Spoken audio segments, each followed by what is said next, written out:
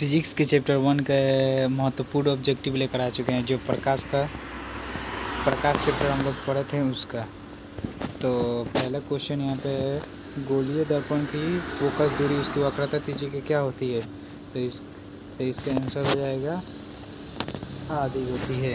दूसरा क्वेश्चन है, किसी वस्तु का आवर्धित काल्पनिक प्रतिबिंब किस दर्पण में बनता है? तो इसका आंसर हो जाएगा अवतल दर्पण में।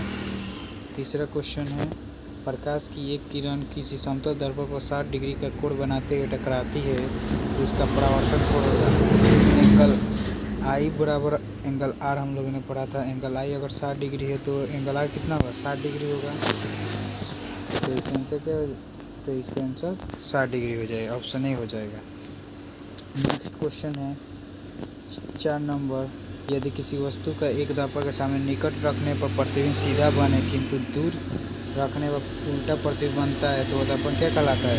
तो इस दर्पण का क्या नाम है? अवतल दर्पण। नेक्स्ट क्वेश्चन है 5 नंबर, साइड मिरर के रूप में कौन सा दर्पण उपयोग में लाया जाता है? तो उसमें क्या सा उत्तल दर्पण होता है। इसमें उत्तल लेंस अवतल लेंस दोनों। तो इसका आंसर हो जाएगा इनमें से कोई नहीं। नेक्स्ट क्वेश्चन है, निम्नलिखित में से कौन सी उत्तल दर्पण की फोकस दूरी है उसकी वक्रता त्रिज्या 32 सेंटीमीटर है? तो 1 बराबर r/2 सूत्र बनाएंगे तो 32/2 2 से 1600 और उत्तल दर्पण है तो इसका फोकस दूरी क्या होता है? धन प्लस में होता है, तो इसलिए इसका आंसर क्या हो जाएगा? Option C 16 centimetre. Next question है, नई कार्तीय चिन्ह परिपाटी के अनुसार दर्पण के सामने रखे गए बीम की बीम दूरी ली जाती है। कहाँ से बीम दूरी लिया है? ऋणात्मक से।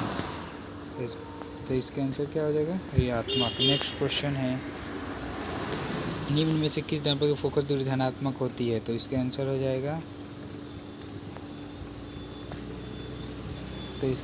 जाएगा उत्तल दर्पण की। नेक्स्ट क्वेश्चन है, कौन सा दर्पण आमतौर पर वाहनों में पीछे देखने के रूप कौन सा दर्पण किया जाता है वाहनों को पीछे देखने का? तो इसका आंसर हो जाएगा उत्तल दर्पण। नेक्स्ट क्वेश्चन है 23 नंबर, दर्पण के सामने किस भी दूरी पर स्थित वस्तु का प्रतिबिंब सीधा प्रतीत होता है तो वह दर्पण कौन सा कहलाता है? तो इसका आंसर हो जाएगा केवल उत्तल दर्पण में ऐसा होता है। नेक्स्ट क्वेश्चन है 24 नंबर, यदि किसी कार का अग्रदीप में प्रयुक्त दर्पण निम्नलिखित कौन सा दर्पण होता है? तो इसका आंसर हो जाएगा अवतल दर्पण और साइड मिरर के रूप में उत्तल दर्पण होता है। नेक्स्ट क्वेश्चन है, प्रकाश की किरण गमन करती है, प्रकाश की किरण कैसे गमन करती है? तो वो सीधी रेखा में गमन करती है, तो इसका आंसर हो जाएगा सीधी रेखा में। 26 नंबर क्वेश्चन है, दाढ़ी बनाने में कौन सा दर्पण उपयुक्त माना जाता है? तो कौन सा दर्पण? अवतल दर्पण, क्योंकि यह बड़ा प्रतिबिंब बनाता है। नेक्स्ट क्वेश्चन है, समतल दर्पण की फोकस दूरी क्या होती है? तो इसकी फोकस दूरी आप लोग याद रखेंगे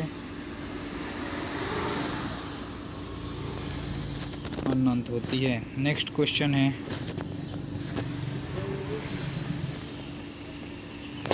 अवतल दर्पण के सामने वस्तु को कहाँ रखा जाए ताकि प्रतिबिंब उल्टा वास्तविक और समान आकार का बने? तो इसका आंसर हो जाएगा वक्रता केंद्र पर। नेक्स्ट क्वेश्चन है, उत्तल दर्पण से बना काल्पनिक प्रतिबिंब होता है, उत्तल दर्पण द्वारा काल्पनिक कैसा होता है? सीधा और आवर्धित। ऑप्शन ए हो जाएगा। नेक्स्ट क्वेश्चन, एक गोलीय दर्पण की फोकस दूरी 20 है तो गोलीय दर्पण कैसा है? फोकस अगर एफ क्या है प्लस में है तो उसका आंसर क्या होगा? उत्तल दर्पण होगा, और एफ माइनस में होगा तो तब क्या होगा? अवतल होगा, लेकिन अभी क्या होगा? उत्तल होगा। फिर नेक्स्ट क्वेश्चन नेक्स्ट में आ जाते हैं। पहले अवतल दर्पण की फोकस दूरी होती है, तो अवतल दर्पण की फोकस दूरी क्या होती है? फोकस ऋणात्मक होती है। नेक्स्ट क्वेश्चन है, किसी अवतल दर्पण की फोकस दूरी एफ और उसकी वक्रता त्रिज्या आर है तो उन्हीं में कौन सा संबंध रहता है? एफ बराबर r/2 या 2f बराबर r हो सकता है। तो इसमें कौन सा सही है? r बराबर 2f, ऑप्शन बी सही होगा। अब सबसे इम्पोर्टेंट क्वेश्चन, दर्पण सूत्र क्या है? तो दर्पण सूत्र क्या होता है? 1/v प्लस 1/u बराबर 1/f। तो इसमें कौन सा है सही है?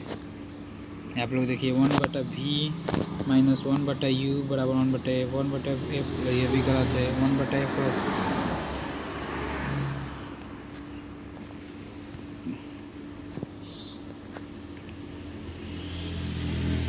तो इसका सही ऑप्शन हो जाएगा option number D, 1/v plus 1/u plus 1 बराबर 1/f।